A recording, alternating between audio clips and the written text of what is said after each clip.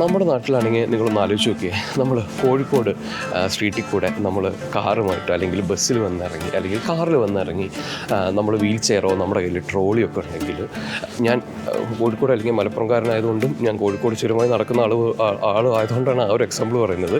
അല്ലാതെ നമ്മൾ ആലോചിക്കുക, അതായത് നമ്മുടെ നാട്ടിൽ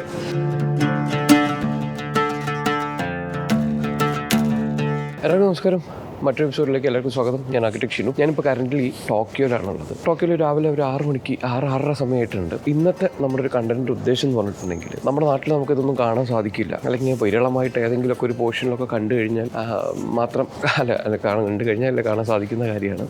മറ്റൊന്നുമല്ല, നമ്മൾ ഈ ഒരു ടോക്കിയോ ഞാൻ ഈ നിൽക്കുന്ന അല്ലെങ്കിൽ ഞങ്ങളുടെ ഹോസ്റ്റലിൽ നിൽക്കുന്ന ഈ ഒരു സ്ട്രീറ്റ് നമ്മളൊന്ന് കേസ് സ്റ്റഡി ചെയ്യാൻ പോവുകയാണ്. അപ്പോൾ ഞാൻ അങ്ങനത്തെ ആർക്കിടെക്ചർ ടെർമിനോളജികളൊന്നും ഉപയോഗിക്കുന്നില്ല. ബേസിക്കായിട്ട് നമ്മുടെ ഒരു സിറ്റി ഒരു ലേ ഔട്ടൊക്കെ പ്ലാൻ ചെയ്യുമ്പോൾ ഒരു സിറ്റിയിൽ ഇപ്പോൾ നമ്മുടെ ഒരു എക്സാമ്പിൾ പറയുകയാണെങ്കിൽ നിങ്ങൾക്ക് കുറേ കൂടെ റിലേറ്റ് ചെയ്യാം. നമ്മുടെ കോഴിക്കോട് സിറ്റി ആയിട്ടുള്ള ഒരു സ്ഥലം പ്ലാൻ ചെയ്യുകയാണെങ്കിൽ അവിടുത്തെ ഫുട് പാത്തുകളും ഓക്കെ, അപ്പോൾ കാൽനടക്കാർക്ക് പോകാനുള്ള വഴികളും അതുപോലെ തന്നെ എന്താ പറയുക, നമ്മുടെ കൂടെയുള്ള ഈ ബ്ലൈൻഡ് അന്ധരായിട്ടുള്ള ആളുകളോ അല്ലെങ്കിൽ വീൽ ചെയറിൽ പോകുന്ന ആളുകളോ ഇത്തരത്തിലുള്ള ആളുകളൊക്കെ നമ്മുടെ കൂടെയുള്ള ആളുകൾ തന്നെയാണ് അല്ലേ. ഇത്തരത്തിൽ ഒരു പ്ലാൻഡ് ആയിട്ടുള്ള സിറ്റി എത്രത്തോളം നമ്മുടെ കൂടെ ഇത്തരത്തിലുള്ള ആളുകളെ കൺസിഡർ ചെയ്യുന്നുണ്ട് ഡിസൈൻ ചെയ്യുന്ന സമയത്ത്. അതായത് നമുക്കൊന്നും അറിയില്ല ഒരു അന്ധനായിട്ടുള്ള ഒരാൾ എങ്ങനെയായിരിക്കും ഈ ഫുട്പാത്തൊക്കെ യൂസ് ചെയ്യുന്നുണ്ടാവുക, അല്ലെങ്കിൽ വീൽ ചെയറിലുള്ള ഒരാളുടെ പ്രയാസങ്ങൾ എന്തൊക്കെയായിരിക്കും. അപ്പോൾ അതെല്ലാം സ്റ്റഡി ചെയ്ത് പ്രോപ്പറായിട്ട് ഒരു ആർക്കിടെക്റ്റോ അല്ലെങ്കിൽ ഒരു അർബൻ ഡിസൈനറോ അല്ലെങ്കിൽ ആർക്കിടെക്ചർ കഴിഞ്ഞ് ബേസിക്കായിട്ട് ഇത്തരത്തിലുള്ള ലാർജ് സ്കെയിൽ പ്ലാനിങ് ഒക്കെ ചെയ്യുന്ന ആളുകൾ എന്തൊക്കെ കാര്യങ്ങൾ കൺസിഡർ ചെയ്തിട്ട് ഒരു സിറ്റി പ്ലാൻഡ് ആയിട്ടുള്ള ഒരു സിറ്റി ചെയ്യുമ്പോഴേക്കും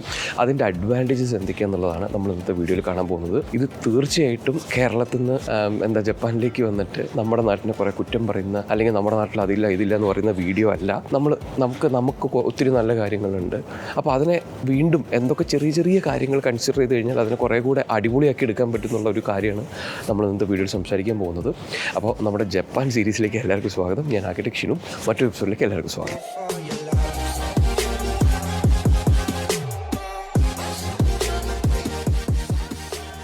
ഈ കാണുന്നതാണ് നമ്മുടെ ഹോസ്റ്റൽ ബിൽഡിംഗ് കേട്ടോ. ഇതിൻ്റെ ഒരു വിഡ്ത്ത് നോക്കിക്കഴിഞ്ഞാൽ മാക്സിമം ഒരു 5.5 മീറ്റർ. അതായത് ഈ ഒരു ബിൽഡിംഗ് ഇല്ലേ, ഈ ഒരു ബിൽഡിംഗാണ് നമ്മൾ നിൽക്കുന്ന ഹോസ്റ്റൽ ബിൽഡിംഗ് എന്ന് പറയുന്നത്. ഒരു G+5 ഫ്ലോർസ് ആണ് ഇവിടെ ഉള്ളത്. അപ്പോൾ നമുക്ക് ഇവിടെ തൊട്ട് സ്റ്റാർട്ട് ചെയ്യാം. അപ്പോൾ ആദ്യമേ സ്പേസ് വേസ്റ്റേജ് ഇല്ലാതെ കോമ്പാക്റ്റ് ആയിട്ട് ഓരോ സ്പേസിലും എങ്ങനെയൊക്കെ ഡിസൈൻ ചെയ്യാന്നുള്ളത് ഞാൻ മറ്റൊരു എപ്പിസോഡിൽ നമ്മുടെ ഒരു ഹോസ്റ്റൽ ബ്ലോക്ക് എങ്ങനെയാണ് പ്ലാൻ ചെയ്തിട്ടുള്ളത്, അവിടുത്തെ സ്പേസുകളൊക്കെ അത് വളരെ നിങ്ങൾ ആലോചിക്കുക, ജപ്പാൻ ടോക്കിയോ എന്ന് പറയുന്ന ഒരു സ്ഥലം ഭയങ്കര എക്സ്പെൻസീവ് ആയിട്ടുള്ള സ്ഥലമാണ്. അപ്പോൾ അവിടെ എത്രത്തോളം ഭംഗിയായിട്ട് സ്പേസ് യൂട്ടിലൈസ് ചെയ്തിട്ടുണ്ടെന്നുള്ളതൊക്കെ ഒരു കാര്യമാണ്. അതിൻ്റെ കൂടെ ബേസിക് ആയിട്ടുള്ള കോമൺ സെൻസ് യൂസ് ചെയ്തിട്ട് നമ്മുടെ നാട്ടിലെ എന്താ പറയുക കാൽനടയാത്രക്കാരെങ്ങനെ കൺസിഡർ ചെയ്തിട്ടുണ്ട്. അതുപോലെ തന്നെ ഇവിടുത്തെ ഡ്രൈനേജസ്, മഴ പെയ്ത് കഴിഞ്ഞിട്ടുണ്ടെങ്കിൽ ഡ്രൈനേജസ്, റോഡിൽ വെള്ളം കെട്ടാതെ എങ്ങനെയാണ് ഡ്രൈനേജ് സിസ്റ്റം പ്ലാൻ ചെയ്തിട്ടുള്ളത്. അപ്പോൾ അത്തരത്തിലുള്ള കാര്യങ്ങൾ നമുക്ക് ഒരു സൈഡിൽ നിന്ന് നോക്കി തുടങ്ങാം. അപ്പോൾ ബേസിക്കായിട്ട് നിങ്ങളിവിടെ നോക്കിക്കഴിഞ്ഞിട്ടുണ്ടെങ്കിൽ ഇത് കണ്ടോ, നമ്മുടെ റോഡ് ഇങ്ങനെ പോകുന്നുണ്ട്.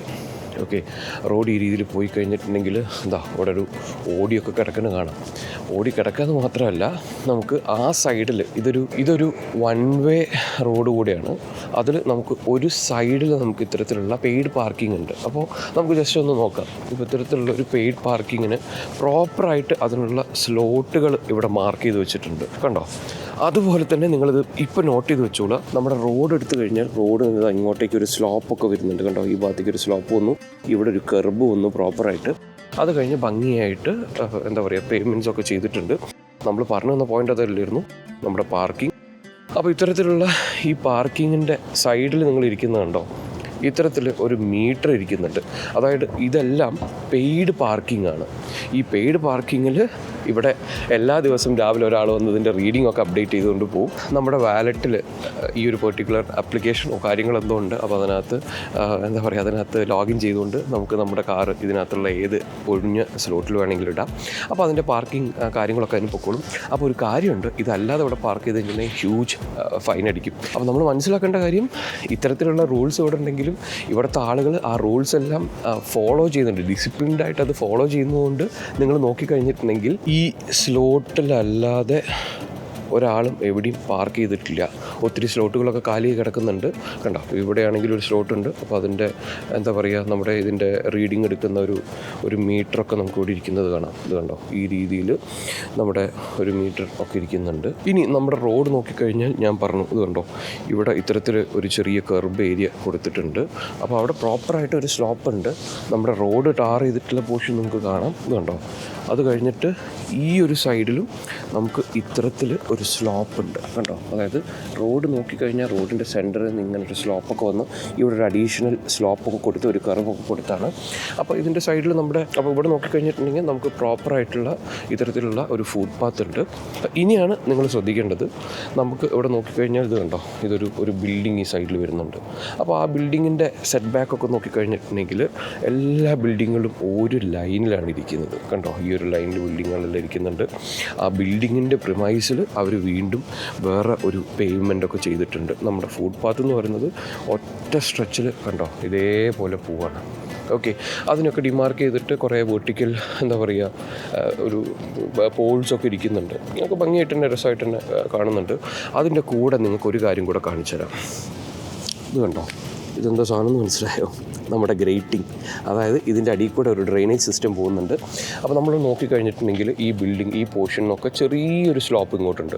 അപ്പോൾ മഴ പെയ്യുന്ന സമയം ഇവിടുന്ന് വരുന്ന വെള്ളം എല്ലാം കൂടെ ആദ്യം ഈ ഡ്രെയിനേജിൽ കളക്ട് ചെയ്യും. കണ്ടോ, ഇതിനകത്ത് കളക്ട് ചെയ്യും. അപ്പോൾ വെള്ളം കിട്ടുന്ന പ്രശ്നം ഉണ്ടാവില്ല. അവരുടെ ലാൻഡ്സ്കേപ്പും കാര്യങ്ങളൊക്കെ ഈ സൈഡിൽ ഇങ്ങനെ നടന്നു പോകുന്നുണ്ട്. കണ്ടോ, ഈ ഒരു ബിൽഡിങ്ങിൻ്റെമായി കണക്ട് ചെയ്തിട്ടുള്ള അവരുടെ ലാൻഡ്സ്കേപ്പും കാര്യങ്ങളൊക്കെ ഭംഗിയായിട്ട് ഇവിടെ നടന്നു പോകുന്നുണ്ട്. ത്രൂ ഔട്ട് നിങ്ങൾക്ക് ഈ ഡ്രെയിനേജ് ഇങ്ങനെ കാണാം. അപ്പോൾ നമ്മൾ ഈ റോഡ് സൈഡിൽ കൂടെ ഈ രീതിയിൽ നടന്നു കഴിഞ്ഞിട്ടുണ്ടെങ്കിൽ ഇവിടെ ഒരു സെപ്പറേറ്റ് ട്രീറ്റ്മെൻറ്റ് തന്നെ കൊടുത്തു എന്ന് ഞാൻ പറഞ്ഞല്ലോ. അപ്പോൾ അത് പോകുന്ന സമയത്ത്, അതായത് ഇത് ബേസിക്കലി ഇവിടെ ഒരു ഡ്രൈനേജ് ലൈൻ നമുക്കുണ്ട്. ഇത് കണ്ടോ, ഈ രീതിയിൽ ഡ്രൈനേജിലേക്ക് വെള്ളം എടുക്കാൻ വേണ്ടി സ്ലോപ്പ് നിങ്ങൾക്ക് നോക്കിക്കഴിഞ്ഞാൽ കാണാം. അപ്പോൾ അതിൽ ഭംഗിയായിട്ട് ഈ ഒരു സെയിം ട്രീറ്റ്മെൻറ്റൊക്കെ തന്നെ കൊടുത്തിട്ടുണ്ട്. വെള്ളം പോകുന്നതിനായിട്ട് കുറേ ചെറിയ കട്ടൗട്ടുകളൊക്കെ കൊടുത്തിട്ടുണ്ട്. അപ്പോൾ ഇത് റോഡിൻ്റെ രണ്ട് സൈഡിലും ഈ പറയുന്ന കാര്യങ്ങൾ പോകുന്നുണ്ട്. അപ്പോൾ ഇതിൻ്റെ അഡ്വാൻറ്റേജ് എന്ന് പറഞ്ഞാൽ മഴ പെയ്യുന്ന സമയത്ത് പ്രോപ്പർ സ്ലോപ്പ് ആയതുകൊണ്ട് വെള്ളം രണ്ട് സൈഡിലേക്കും പോയി പ്രോപ്പറായിട്ട് ഡ്രൈനേജിലേക്ക് എടുക്കും എന്നുള്ളതാണ്.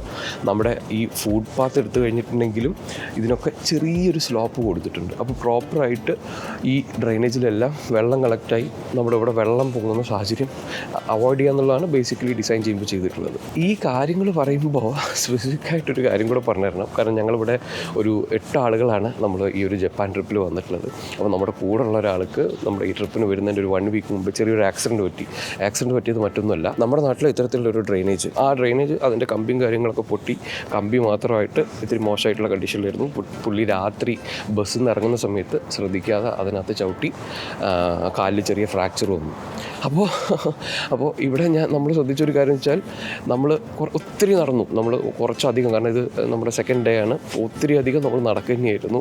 ഒരു സ്ഥലത്ത് പോലും അതായത് അങ്ങനത്തെ എന്തെങ്കിലും പ്രശ്നങ്ങളുള്ള സ്ഥലങ്ങളൊക്കെ ഉണ്ടെങ്കിൽ അവിടെ നമ്മൾ ഇവരുടെ എന്തെങ്കിലും ഒരു നോട്ടിഫിക്കേഷനൊക്കെ വെച്ച് നമ്മുടെ റോട്ടിൽ വയ്ക്കുന്ന മറ്റേ VLC പ്ലെയർ പോലത്തെ സാധനമില്ലേ, ആ മഞ്ഞ കളറുള്ള സാധനം, അത് വെച്ച് ഒരു LED ലൈറ്റോ കാര്യങ്ങളൊക്കെ വെച്ച് അതിൻ്റെ ഉള്ളിൽ ഒരാൾ വീഴില്ല എന്നുള്ളത് അവർ മേക്ക് ഷുവർ ചെയ്തിട്ടുണ്ട്. അങ്ങനെയാണ് ഇവിടുത്തെ ഒരു കാര്യങ്ങൾ. അതായത് പ്രോപ്പറായിട്ടൊരു സിസ്റ്റം ഉണ്ട്, അത് അവർ കറക്റ്റായിട്ട് ഫോളോ ചെയ്ത് പോകണം എന്നുള്ളത് മാത്രമാണ് അതിനകത്തൊരു ഹൈലൈറ്റ്. അല്ലെങ്കിൽ ആ എല്ലാ റൂളുകളും ഇവിടുത്തെ ആളുകൾ പ്രോപ്പറായിട്ട്, അത് അവരുടെ കൾച്ചറിൻ്റെ ഭാഗം കൂടിയാണ്, അവർ പ്രോപ്പറായിട്ട് അത് ഫോളോ ചെയ്യുന്നു എന്നുള്ളത് ഒരു അടുത്ത കാര്യമാണ്. ഇനി ചെറിയൊരു കാര്യം കൂടെ പറഞ്ഞിട്ട് നമുക്ക് എന്താ വീഡിയോ അവസാനിപ്പിക്കാം. ഇത് കണ്ടോ, ഒരാൾ അവരുടെ ട്രോളി ബാഗായിട്ട് ഇങ്ങനെ നടന്നു പോകുന്നുണ്ട്.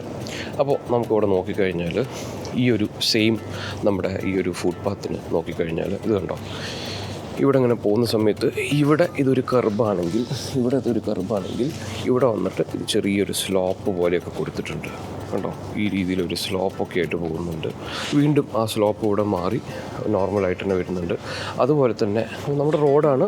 അപ്പോൾ ഇവിടെ നിങ്ങൾ ഫ്രണ്ടിൽ കാണുന്നത് ഇത്തരത്തിലുള്ള ഒരു നാലും കൂടിയ ജംഗ്ഷനാണ്. ഓക്കെ, ഈ ഒരു ജംഗ്ഷനിൽ നോക്കിക്കഴിഞ്ഞാൽ ഇവരെന്താ ചെയ്തിട്ടുള്ളത് നോക്കാം. നമ്മുടെ ഈ ഫുട് പാത്ത് നേരെ ഇങ്ങനെ പോയിട്ട്, അപ്പോൾ ഈ ജംഗ്ഷനിൽ ഇവിടെയും നമുക്ക് ഇത്തരത്തിലുള്ള ഡ്രെയിനേജിലേക്കുള്ള ഒരു എൻട്രി കാണാം. എന്നിട്ട് ഈ ഫുട് പാത്തിൻ്റെ പോർഷനിൽ വരുമ്പോഴേക്കും ആദ്യം നിങ്ങൾ നോട്ടീസ് ചെയ്യേണ്ടത് ഇവിടെ കുറച്ച് മഞ്ഞ കളറിൽ ഇതുണ്ടോ, ഇതിനകത്ത് കുറേ കുത്തു ടെക്സ്ചറാണ്. ആണ്. ഇതിനകത്ത് കുറേ ലൈൻസാണ് കണ്ടോ, ഈ രീതിയിൽ കുറേ ട്രീറ്റ്മെൻറ്റ് ചെയ്തത് കാണാം. ഇവിടെയാണ് ഞാൻ നേരത്തെ പറഞ്ഞ നമ്മുടെ എന്താ പറയുക ഫിസിക്കലി ചലഞ്ചഡ് ആയിട്ടുള്ള ആളുകൾ, അതായത് കണ്ണ് കാണാൻ പറ്റാത്ത ആളുകളോ വീൽ ചെയറിലൊക്കെ വരുന്ന ആളുകൾ, അല്ലെങ്കിൽ കണ്ണ് കാണാൻ പറ്റാത്ത ആളുകൾക്കാണ് ഇത് ഉദ്ദേശിച്ചിട്ടുള്ളത്. അതായത് നമ്മൾ നടന്നു വരുന്ന സമയത്ത് ഇതിനെല്ലാം ഒരു കൈൻഡ് ഓഫ് ടെക്സ്ചറാണ്. ഇവിടെ എത്തുമ്പോഴേക്കും നമുക്ക് ആ ടെക്സ്ചർ ഒന്ന് മാറും. അതായത് നമ്മൾ കണ്ണ് കാണാത്ത ആളാണെങ്കിൽ അവർക്ക് ഒരു ട്രെയിനിങ് ഉണ്ടാവുമല്ലോ, ഇവിടെ എത്തുമ്പോഴേക്കും നമുക്ക് അതിൻ്റെ ഒരു ടെക്സ്ചർ ഒന്ന് മാറുമ്പോൾ നമ്മളത് നോട്ടീസ് ചെയ്യും. അപ്പോൾ നമുക്ക് മനസ്സിലാവും എന്താണ് ഇത്, ഈ ഒരു ഫുട്പാത്തിൻ്റെ എൻഡ് ആയിട്ടുണ്ട്, അത് നമ്മൾ ശ്രദ്ധിക്കണം എന്നുള്ള കാര്യം മനസ്സിലാവും. അവിടെ തന്നെ നിങ്ങൾ നോക്കിക്കഴിഞ്ഞാൽ ഇത് കണ്ടോ, പ്രോപ്പറായിട്ട് സീബ്ര ലൈൻ വരുന്നുണ്ട്. പിന്നെ ഇവിടുത്തെ ആളുകളുടെ ഒരു കൾച്ചർ എന്ന് പറഞ്ഞാൽ എല്ലാവരും ഇത്തരത്തിൽ സീബ്ര ലൈൻ കണ്ടു കഴിഞ്ഞാൽ വണ്ടി ഒന്ന് സ്റ്റോപ്പ് ചെയ്ത് അല്ലെങ്കിൽ മാക്സിമം സ്ലോ ആക്കിയിട്ട് ആരെങ്കിലും പാസ് ചെയ്യുന്നുണ്ടെന്നൊക്കെ മേക്ക് ഷുവർ. ഇതൊക്കെ നമ്മൾ ഓരോരുത്തരും ഓരോ പൗരന്മാരും ശ്രദ്ധിക്കേണ്ട കാര്യങ്ങളാണ്. നമ്മളെല്ലാവരും ഇത് കൺസിഡർ ചെയ്താലേ കാര്യമുള്ളൂ. കാരണം ഒരാൾ ഇതെല്ലാം ഫോളോ ചെയ്ത് ഒരാൾ തെറ്റിച്ച് കഴിഞ്ഞാലും കാര്യമില്ലല്ലോ. അപ്പോൾ പറഞ്ഞു വരുന്ന പോയിന്റ് അത് മാത്രമല്ല, ഒന്നും കൂടെ കാണിച്ചു തരാം. ഇത്തരത്തിലുള്ള ഒരു വീൽ ചെയറോ ട്രോളിയോ ഒക്കെ ഇതിലേ വന്നു കഴിഞ്ഞിട്ടുണ്ടെങ്കിൽ നമുക്ക് ഇവിടെ എത്തുമ്പോഴേക്കും ഇത് ലെവൽ ഓൾമോസ്റ്റ് സെയിം ആണ്. കണ്ടോ, ഒരു ചെറിയ സ്ലോപ്പുകളുണ്ട്. കാരണം ഈ സ്ലോപ്പിൽ കൂടെ വേണം ഡ്രെയിനേജിലേക്ക് വെള്ളം പോകാൻ. അപ്പോൾ അതിനുള്ളൊരു സ്ലോപ്പ് ഉണ്ട്. പക്ഷേ ആ ലെവൽ ഡിഫറൻസ് നമുക്കില്ല, 0 ലെവലിലാണ് ഇവിടെ പോകുന്നത്. കണ്ടോ, അവിടെ എത്തുമ്പോഴേക്കും റോഡ് കുറച്ച് പൊങ്ങിയിട്ട് ഇങ്ങനെ താന്നു വരുന്നുണ്ട്. അപ്പോൾ ആ രീതിയിൽ തന്നെ നമ്മൾ ക്രോസ്, അതായത് നമുക്ക് 2 സൈഡും ഒന്ന് നോക്കാം. ഈ രീതിയിൽ 2 സൈഡും നമ്മൾ നോക്കിയിട്ട് നമ്മൾ ഈ സീബ്ര ലൈൻ ക്രോസ് ചെയ്ത് കഴിഞ്ഞാൽ നമുക്ക് ഈസി ആയിട്ട് തന്നെ നമ്മുടെ വീൽ ചെയറിലുള്ള ആളുകൾക്കോ അല്ലെങ്കിൽ നമ്മുടെ ട്രോളി ആയിട്ട് നടക്കുന്ന ആളുകൾക്കോ ഒരു പ്രയാസമില്ലാതെ അടുത്ത ഫുട്പാത്തിലേക്ക് നമുക്ക് കയറാം. കണ്ടോ, ഈ രീതിയിലാണ് ഇവിടുത്തെ ഈ ഒരു സ്ട്രീറ്റുകളൊക്കെ പ്ലാൻ ചെയ്ത് പോന്നിട്ടുള്ളത്. ഇവിടെ ഒന്നും കടകളിലേക്ക് വേറെ ലെവൽ ഡിഫറൻസ് ഇല്ല. എല്ലാം കടകൾ നേരെയാണ്. ചെറിയൊരു ലെവൽ ഡിഫറൻസ് വെച്ച് അവിടെ നിന്നൊരു സ്ലോപ്പൊക്കെ കൊടുത്തിട്ടാണ് ഇവിടുത്തെ കാര്യങ്ങൾ പോകുന്നത്. അപ്പോൾ നമ്മൾ കഴിഞ്ഞ ദിവസം ഏതായാലും ഒരു 5-8 കിലോമീറ്ററെങ്കിലും അല്ലെങ്കിൽ ഒരു 10 കിലോമീറ്ററെങ്കിലും നടന്നിട്ടുണ്ടാവും. ആ ത്രൂ ഔട്ട് നമ്മളൊരു ടൂറിസ്റ്റ് എന്നുള്ള രീതിയിൽ നമ്മുടെ ബാഗുകളും കാര്യങ്ങളൊക്കെ ആയിട്ടാണ് നമ്മൾ നടക്കുന്നത്. അതുപോലെ തന്നെ നമ്മളെ കൂടെയുള്ള ഒരാൾക്ക് ഈ കാലിന് ചെറിയൊരു ഫ്രാക്ചർ ഉള്ളതുകൊണ്ട് തന്നെ നമ്മൾ വീൽ ചെയർ എടുത്ത് പോകുന്നതിനെക്കുറിച്ച് ആലോചിച്ചിട്ടുണ്ടായിരുന്നു. കാരണം വീൽ ചെയർ എടുത്തിട്ട് നമുക്ക് വളരെ ധൈര്യമായിട്ട് പോകാം. നമ്മുടെ നാട്ടിലാണെങ്കിൽ നിങ്ങളൊന്ന് ആലോചിച്ച് നോക്കിയേ, നമ്മൾ കോഴിക്കോട് സ്ട്രീറ്റിൽ കൂടെ നമ്മൾ കാറുമായിട്ട് അല്ലെങ്കിൽ ബസ്സിൽ വന്നിറങ്ങി അല്ലെങ്കിൽ കാറിൽ വന്നിറങ്ങി നമ്മൾ വീൽ ചെയറോ നമ്മുടെ കയ്യിൽ ട്രോളിയൊക്കെ ഉണ്ടെങ്കിൽ, ഞാൻ കോഴിക്കോട് അല്ലെങ്കിൽ മലപ്പുറംകാരനായതുകൊണ്ടും ഞാൻ കോഴിക്കോട് ചുരമായി നടക്കുന്ന ആൾ ആയതുകൊണ്ടാണ് ആ ഒരു എക്സാമ്പിൾ പറയുന്നത്. അല്ലാതെ നമ്മൾ ആലോചിക്കുക, അതായത് നമ്മുടെ നാട്ടിൽ ഇങ്ങനൊരു സ്ട്രീറ്റിൽ കൂടെ നടക്കുമ്പോൾ ഇതൊക്കെ ശരിക്കും ചെയ്യാൻ പറ്റുന്ന കാര്യമല്ലേ? കാരണം നമുക്ക് ഫുട്പാത്തിൽ നിന്ന് നമ്മൾ ചാടണം അല്ലേ, എന്തായാലും ഒരു 10-15 സെൻറ്റിമീറ്റർ ഒരു കർബ്, ഒരു സ്റ്റെപ്പായിരിക്കും ഉണ്ടാവുക. എന്നിട്ട് ആ സ്റ്റെപ്പിൽ നിന്ന് ഇറങ്ങി വീണ്ടും കയറണം. അപ്പോൾ അത് വീൽ ചെയറുള്ള ആളുകളെ സംബന്ധിച്ചൊരു പ്രയാസമുള്ള കാര്യം തന്നെയാണ്. കണ്ണ് കാണാത്ത ആൾക്കാരെ സംബന്ധിച്ചിടത്തോളം, നമ്മൾ കണ്ണുള്ള ആളുകളെ സംബന്ധിച്ചിടത്തോളം തന്നെ പ്രയാസമാണ്. കാരണം ആളുകൾ നോട്ടീസ് ചെയ്യാതെ ഡ്രെയിനേജിൻ്റെ കുഴിയിൽ വീഴുക, അതൊക്കെ നമ്മുടെ നാട്ടിൽ നടന്നുകൊണ്ടിരിക്കുന്ന കാര്യമാണ്. ഒരു സിറ്റി ഡിസൈൻ ചെയ്യുമ്പോൾ എത്രത്തോളം ആ ഒരു ഡിസൈൻ അതിൽ ഇമ്പോർട്ടൻസ് ഉണ്ട്. വളരെ സിമ്പിളായിട്ടുള്ള പ്രാക്ടിക്കലായിട്ടുള്ള കാര്യങ്ങൾ നമ്മൾ നമ്മുടെ ഡിസൈനിൽ ഇൻകോർപ്പറേറ്റ് ചെയ്ത് കഴിഞ്ഞിട്ടുണ്ടെങ്കിൽ അതിലുണ്ടാകുന്ന അഡ്വാൻറ്റേജ് നമ്മുടെ നാട്ടിൽ എന്താ വെച്ചാൽ ഇത്തരത്തിലുള്ള, അല്ലെങ്കിൽ ഒരു പക്ഷേ ആളുകൾക്ക് അറിയുന്നുണ്ടാവില്ല, അല്ലെങ്കിൽ ഒരിക്കൽ വന്ന് ഇതൊക്കെ ഒന്ന് എക്സ്പീരിയൻസ് ചെയ്യുമ്പോഴായിരിക്കും. ഞാൻ ആളുകൾ എന്ന് പറയുമ്പോഴേക്കും എല്ലാ ഗവൺമെൻറ് ഒഫീഷ്യൽസും എന്നുള്ളതൊന്നും വിചാരിക്കേണ്ട കേട്ടോ. കാരണം യൂഷ്വലി ഒരു ഗവൺമെൻറ് സിസ്റ്റമാണ് നമുക്ക് കാര്യങ്ങൾ പോകുന്നതെന്നുള്ളതുകൊണ്ട് അതിനെ പറയുന്നതല്ല. നമ്മൾ മൊത്തം ആളുകൾക്ക് ഇതിനെക്കുറിച്ചൊരു ധാരണ ഉണ്ടാവണം. ഒരു സ്ക്രാപ്പിൽ നിന്ന് നമ്മൾ തുടങ്ങിയാലേ ചെയ്യാൻ പറ്റൂ. കാരണം ഇപ്പോൾ ഓൾറെഡി നമ്മൾ ചാടി ഇതുപോലെ ചെയ്യാൻ പോയി കഴിഞ്ഞിട്ടുണ്ടെങ്കിൽ ഡ്രൈനേജ് സിസ്റ്റം കറക്റ്റ് അല്ലെങ്കിൽ ഇതൊന്നും ചെയ്യാൻ പറ്റില്ല. അല്ലെങ്കിൽ എല്ലാ കാര്യങ്ങളും കണക്റ്റഡ് ആണ്. ഇപ്പോൾ അതിനകത്തൊരു ബിൽഡിംഗ് പുറത്തേക്ക് ചാടി നിന്ന് കഴിഞ്ഞാൽ പറ്റില്ല. ഞാൻ നേരത്തെ പറഞ്ഞതുപോലെ തന്നെ ഈ കറക്റ്റ് ഈ ഒരു ലൈനിലാണ് എല്ലാ ബിൽഡിങ്ങും ഇരിക്കുന്നത്. അപ്പോൾ ഇവിടെ മൊത്തം ഈ സ്ട്രീറ്റിൽ നോക്കിക്കഴിഞ്ഞാൽ അങ്ങനെ തന്നെ ഇരിക്കുന്നത്. കണ്ടോ, പാർക്കുകളൊക്കെ ഭയങ്കര അടിപൊളിയായിട്ട് ആ സ്ലോട്ടുകളിൽ കറക്റ്റായിട്ട് നിർത്തി വെച്ചേക്കുന്നു. അതുകൊണ്ട് തന്നെ ഈ ഒരു സ്ട്രീറ്റ് കാണാനും ഭയങ്കര ഭംഗിയുണ്ട്. അതുപോലെ തന്നെ എന്താ പറയുക, ഭയങ്കര ഇതിൻ്റെ സിറ്റിയുടെ ഒരു ഭംഗി കളയുന്ന രീതിയിലുള്ള പരസ്യ ബോർഡുകളൊന്നും ഇവിടെ കാണാനുമില്ല. അപ്പോൾ അങ്ങനെ ഒത്തിരി അപ്പോൾ ഇത് നമ്മൾ ശരിക്കും നമ്മൾ ബാഗൊക്കെ ആയിട്ട് വരുന്ന സമയത്ത് നമ്മൾ ഏറ്റവും വലിയ കൺസേൺ ആയിരുന്നു. കാരണം ഞങ്ങൾ 10-12 ദിവസത്തേക്കുള്ള വലിയ ബാഗൊക്കെ ആയിട്ടാണ് വന്നത്. അപ്പോൾ ഈ സിറ്റി മുഴുവൻ, ടോക്കിയോ നഗരം മുഴുവൻ നമുക്ക് ട്രോളി ബാഗായിട്ട് നടന്നാലും നമുക്ക് യാതൊരു പ്രയാസം ഉണ്ടാവില്ല. കാരണം അതിൻ്റെ വീലുണ്ട്, അതിന് ഭംഗിയായിട്ട് പോവാം. അപ്പോൾ എന്തായാലും എന്താ പറയുക, നമ്മുടെ ജപ്പാൻ സീരീസിലെ ഈ ഒരു വീഡിയോ നിങ്ങൾക്ക് ഇഷ്ടപ്പെടുമെന്ന് വിചാരിക്കുകയാണ്. അതായത് ഇത്തരത്തിലുള്ള ഒരു സിറ്റിയൊക്കെ പ്ലാൻ ചെയ്യുന്ന സമയത്ത് അവരെത്രത്തോളം എന്താ പറയുക കാര്യങ്ങളൊക്കെ ആലോചിച്ചിട്ടാണ് ഈ ഒരു പ്ലാനിങ്ങും കാര്യങ്ങളൊക്കെ ചെയ്തിട്ടുള്ളത്, നമുക്ക് എത്രത്തോളം ഇത് നമ്മുടെ എന്താ പറയുക നമ്മുടെ നാട്ടിലോ നമ്മുടെ ഡിസൈൻ ചെയ്യുമ്പോഴൊക്കെ ഇൻകോർപ്പറേറ്റ് ചെയ്യാൻ പറ്റും എന്നുള്ളതാണ് അന്നത്തെ വീഡിയോ നമ്മൾ സംസാരിച്ചത്. അപ്പോൾ നമുക്ക് മറ്റൊരു വീഡിയോയിൽ കാണാം. ബൈ.